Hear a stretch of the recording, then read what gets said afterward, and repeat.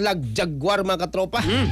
Nadakpan na kunsabos kuya og pangano. Kuya. Kunsabo ni sa durugista dito sa Balamban.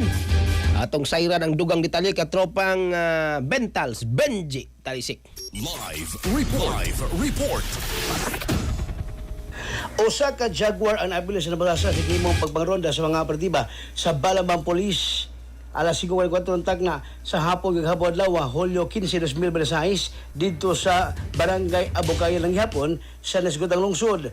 Ang tuyog yun sa mga pulis Balamban nga mo ilang target sa ilang bypass operation nga nadagpan mao si Sara Caniego Bukag, 41 anyos, dalaga nga taga-sitio saksak sakop sa Barangay Abukayan.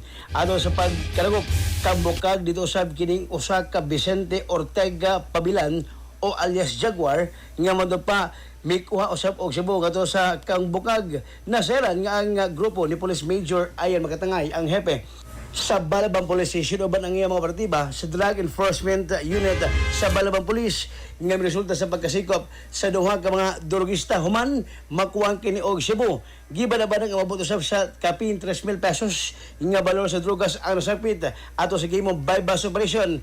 Sa gihimong pagkasayod sa Balabang Police nasuto nini nga ang tisuplayan og Cebu nga usab Kambukag og Pabilan ang gitawag gyapon nga alias Do o kanindo nga katong gingong moy tisuplayan sa unang operasyon nga gihimo sa Balamban Police Station.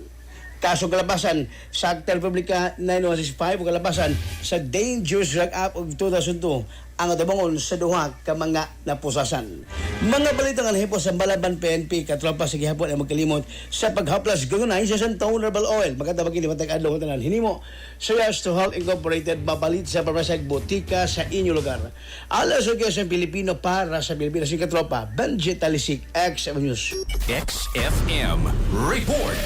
Salamat katropang Benji Talisik. Cellphone Plus Gold, mapalit sa mga butika sa inyong lugar.